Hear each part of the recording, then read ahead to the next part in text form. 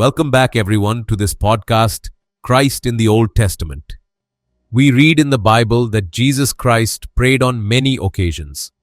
When we hear about Jesus praying, the first thing that comes to mind is Jesus going to the Garden of Gethsemane to pray before his death.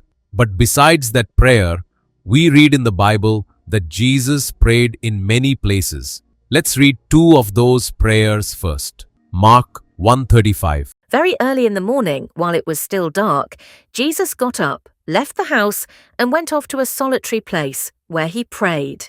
Let's read another verse. Luke chapter 6, verse 12. One of those days, Jesus went out to a mountainside to pray and spent the night praying to God. If Jesus is God, why did Jesus pray? To whom did God, who hears prayer, pray? These questions are our topic today. This question often leads to misunderstandings and debates. Some present Jesus' prayer as evidence against his divinity. Others ask, does God pray to God? Let's search the Bible for the spiritual and logical reasons behind this question. To understand the answer to this question, we must first understand the mystery of Jesus' incarnation. Many look for a simple answer to the question of why Jesus prayed if he is God. But the answer the Bible gives to this question is very deep. For this answer, let's examine three key figures in the Old Testament and a verse. First, let's read that Old Testament verse, Jeremiah chapter 32, verse 27. I am the Lord, the God of all mankind. Is anything too hard for me? In this verse, Yahweh declares that he is almighty. That is, nothing is impossible for Yahweh. This verse makes it clear that Yahweh is the authority over life and death. Those who have read this verse will first think, isn't this Yahweh himself, who John recorded in his gospel as having dwelt among us in the flesh? Let's read that verse. Let's read John chapter 1, verse 1. In the beginning was the Word, and the Word was with God, and the Word was God. That is, the Word was God. And according to Jeremiah's writing, the Word was Yahweh. This same Yahweh became man according to John chapter 1, verse 14. The Word became flesh and made his dwelling among us. We have seen his glory, the glory of the one and only Son, who came from the Father, full of grace and truth.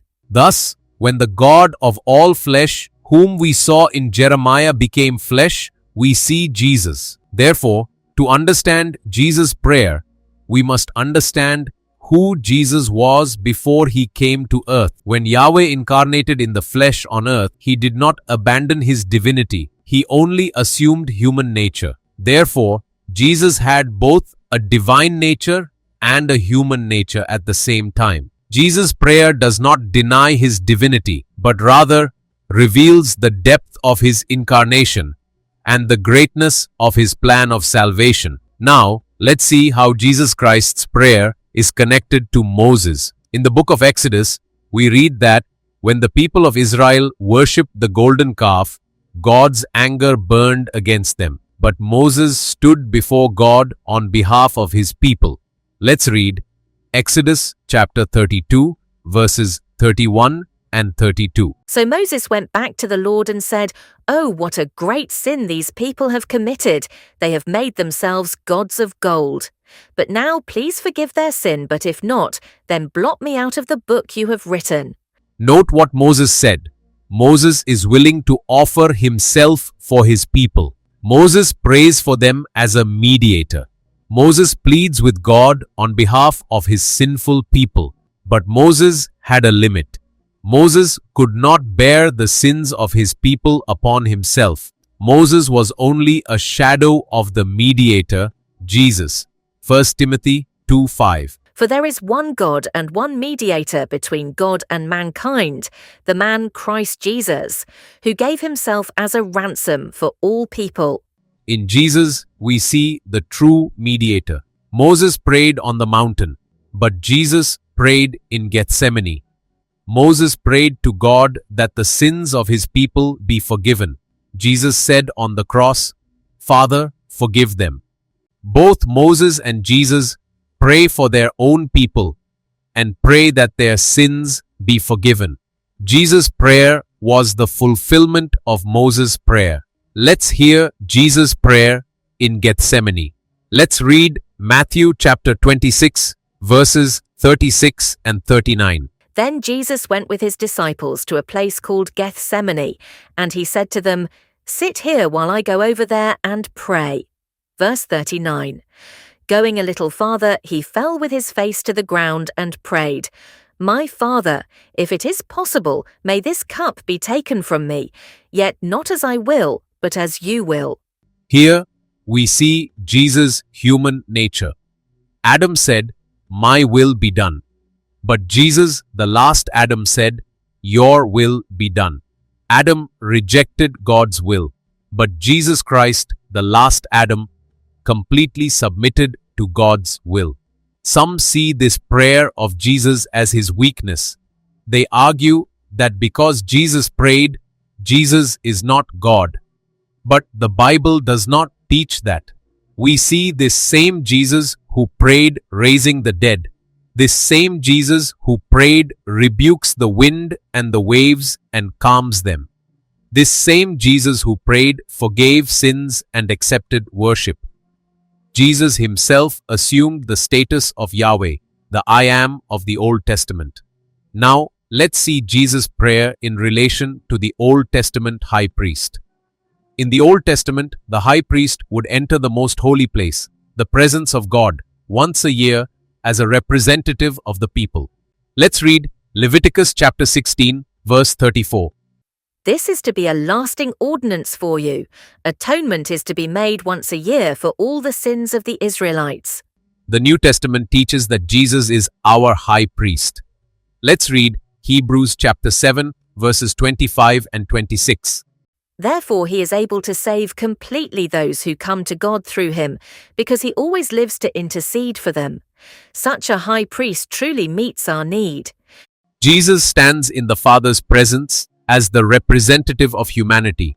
Therefore, Jesus' prayer was part of his mission of salvation. Jesus' praying was not a sign of weakness, but because he stood in our place to save us. The very God who hears prayer became the mediator praying for us.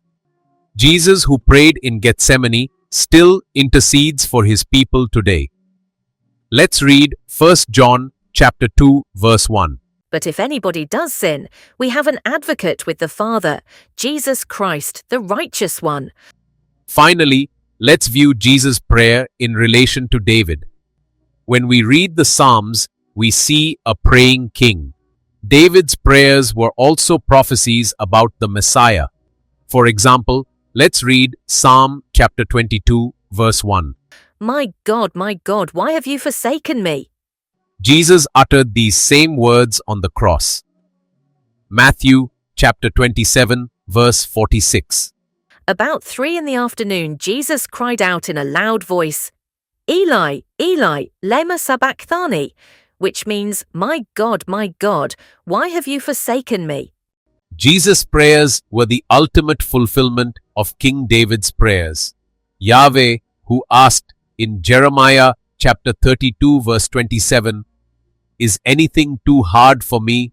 came to earth as Christ centuries later and raised the dead. The same Jesus who raised the dead also knelt and prayed. That was not proof of Jesus' weakness. It was proof of his love.